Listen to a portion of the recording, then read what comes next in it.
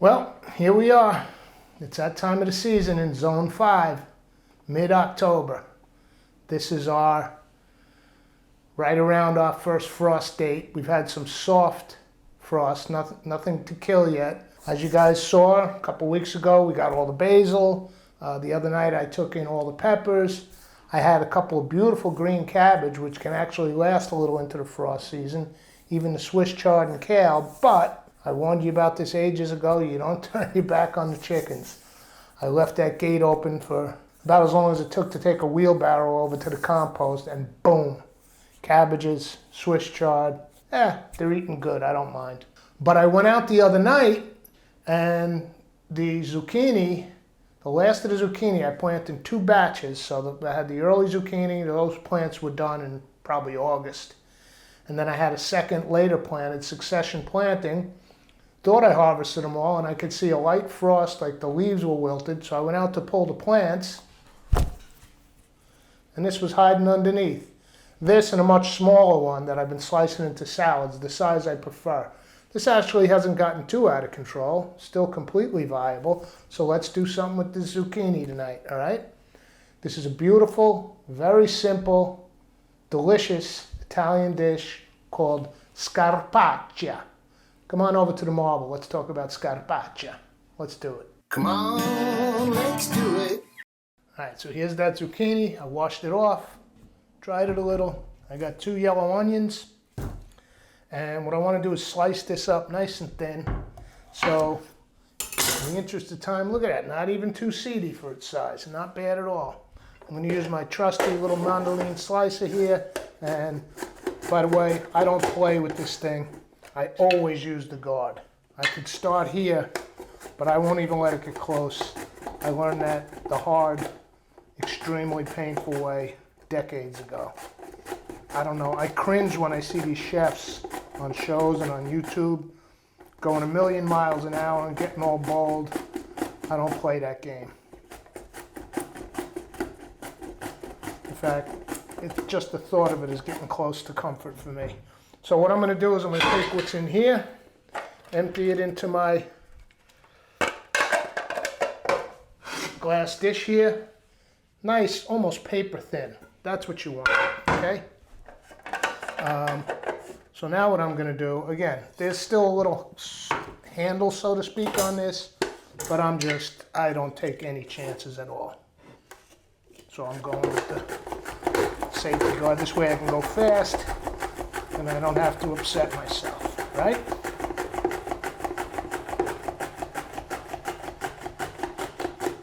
There we go. Chickens, right? Put that aside.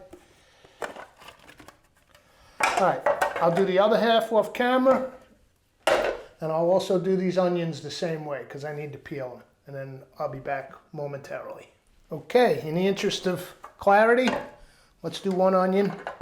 Got all my zucchini done, and all I did was peel them, cut both ends off, peel them, took the outer layer off. Same blade, same nice thin slices, right?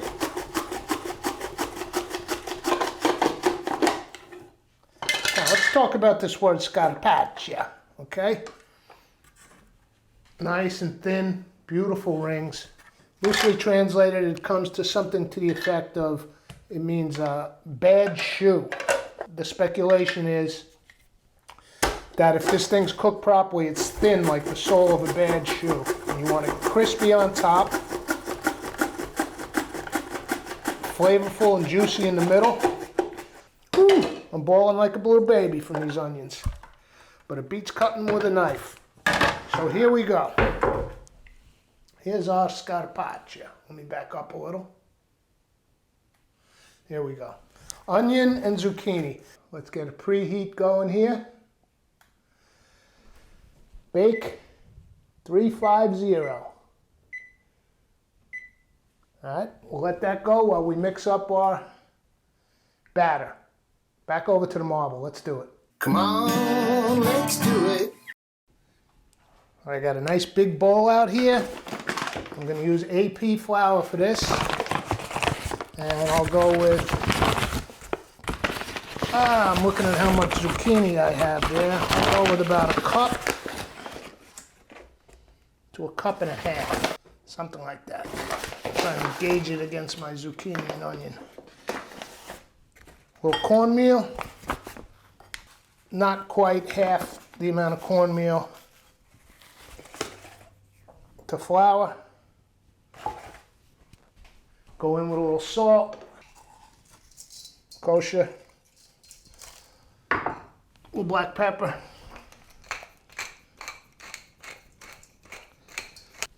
and a little bit of garlic powder. Let's give that a little mix.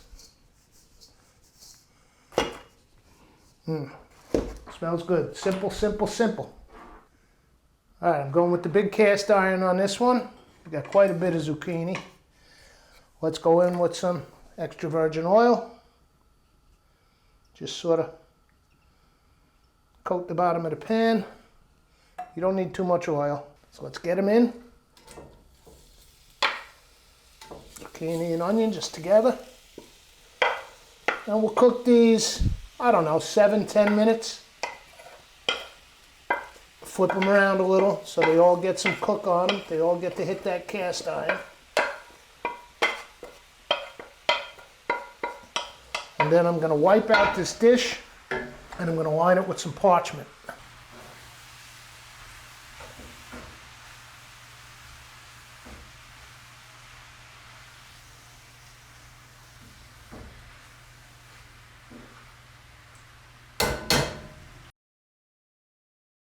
Now I'm going to go in with about a cup of water.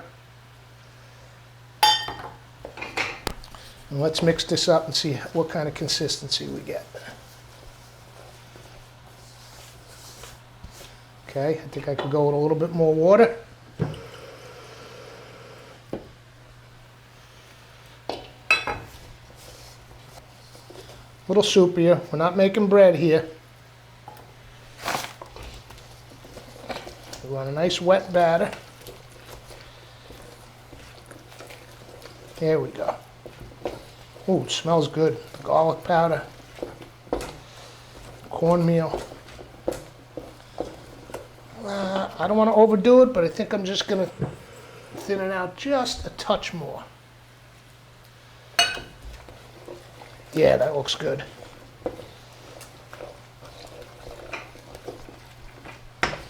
Nice. That nice consistency.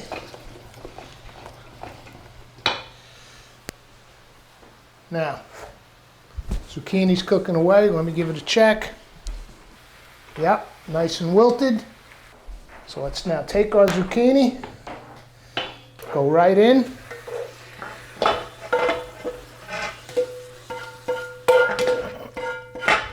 Get all those onions. Get all that juice. Okay, so let's just start battering up this mixture. It smells incredible already. Scarpaccia.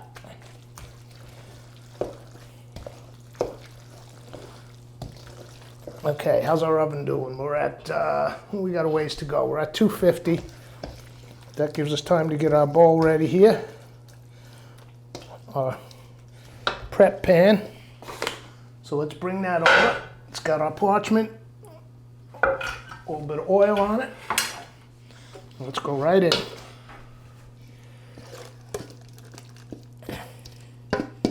Now, I'm using this nice big baking dish because we want a thin layer. Remember what I said about Scarpaccia?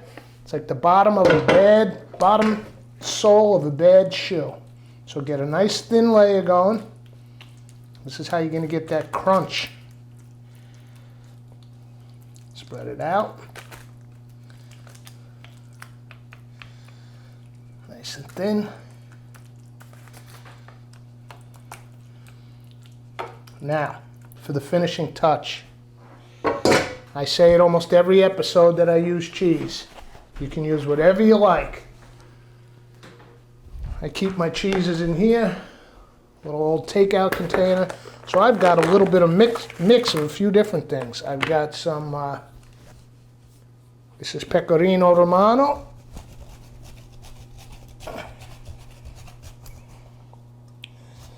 It's already starting to melt on the hot veg. Pecorino. I've got some, this is grana padano. Cheese is going to help make that nice crackly crust on top with the flour cornmeal mixture. And I've got just a little piece of some Parmigiano Reggiano. So let's use some of that. Can't beat this mixture, huh? Not much of this left, but every little bit helps. Oh, this smells unbelievable. Okay, I think we're ready. It's up to the oven now. Let's see where we're at. All right, we're just under 300. I'll turn this off. I'll let it sit, and I'll see you for the place into the oven. Be back momentarily. All right, we've hit 350. Oven on, bake. Let's go in, uncovered, because we want that nice crisp. I'll keep an eye on it though. I don't want to burn the top, but I do want it kind of browned off and crispy, like the bottom of that old brown shoe. Okay, we're in. Now you can top with a little herbs, some basil, some pepperoncini. I'm going to add a few chili flakes towards the end because I like the fresh flavor of them. So I'm going to set the oven timer for about 45 minutes and then we'll take a look, okay?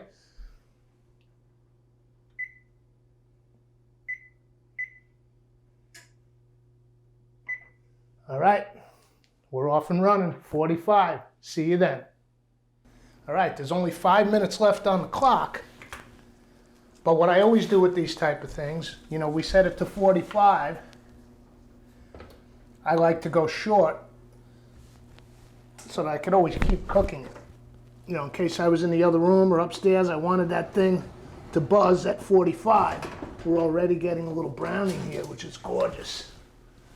So with 5 minutes left, I think we can actually cook for another 10, maybe even 15. So at this point, I'm gonna go on top with just a little bit more cornmeal, right? Just a touch. A little drizzle of olive oil.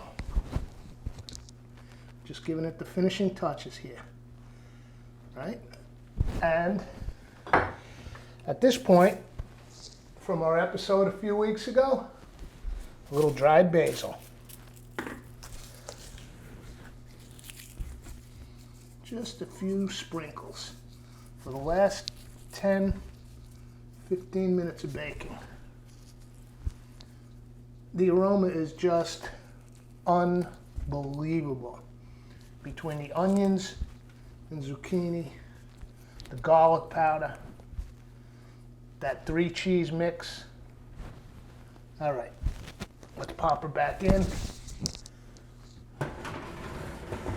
3.5 minutes on the clock, but I think we can go a little bit beyond that. I'll see you for the final pull. We are basically ready. I let it go another 5 minutes or so. But last but not least, let's go with the broiler. Just for the last few seconds. Let's pull this out. Oh, look at that. We'll put it up here. We're gonna raise up 1 rack setting.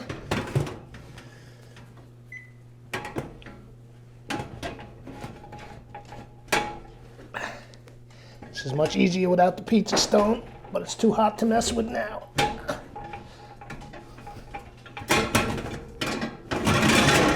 There we go. Let's wait for the broiler flame to come on.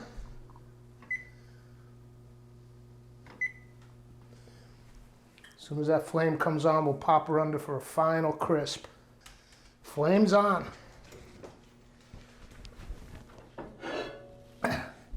Now I've got to stand here and keep my eye on this thing. Get the light on. And let me get the board ready over here so we can slide her out, slice her up. Oh yeah, oh yeah.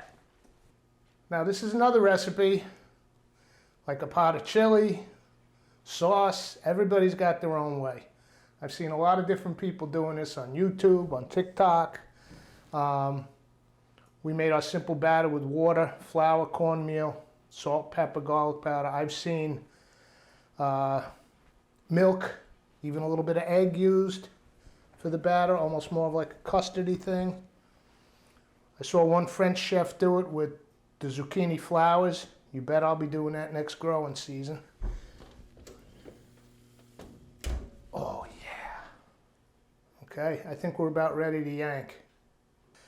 Turn off the oven. And check our Scarpaccia. I'll bring it right up here and we'll get a camera on it. Come on, let's do it. Come on, let's do it. Now, here's the hard part. We want this to set for 10 or 15 before we cut into it. But let's just give it one of these. Yeah, nice and crispy. All right, we'll give it 10. See you back here in a few.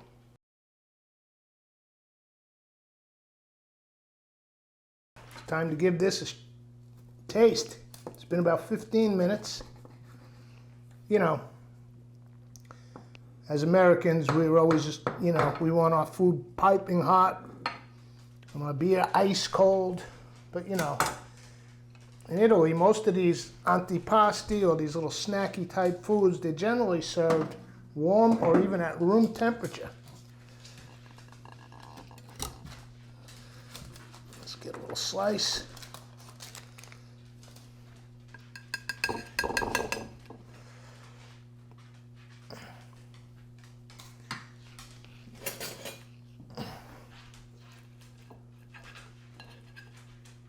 Scarpaccia, oh, it's still hot. Still got steam coming off.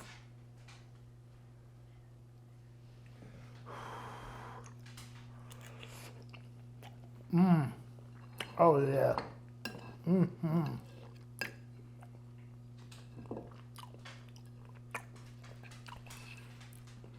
This is freaking incredible, man.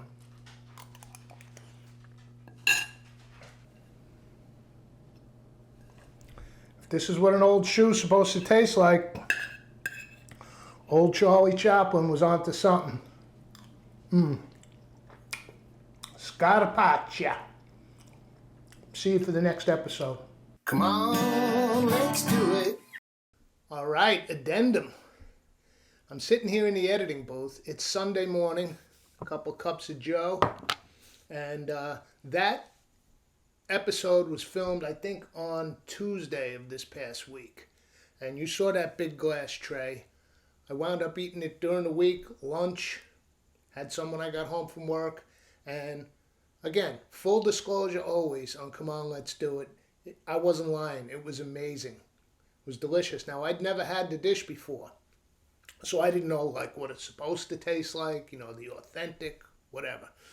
But I told you I had one more zucchini. This is the last one from 2022. I've been slicing it raw for salads, but I'm going to make a smaller tray with this in the toaster oven for a couple reasons. There's always room for improvement. That floored me. A couple of things different that I might try this time. The amount of batter to zucchini I think was maybe just a touch heavy. I was doing it all by eyeball, and I could taste a little bit of flour. You know how they say, like, when you make a roux, you want to cook that flour taste out of it? So I'm going to adjust the flour. That's it. I might try a different herb on top. I might try some fresh oregano. I don't know. But I loved it so much, I want to keep making it until I get it where it's like, just knocks you out of the chair, all right? I did that with creme brulee. It was a 3-year process. I did it with pizza dough. It was a 2.5-year process. You get something you like, you just keep hammering it until the perfection is undeniable. Scarpaccia.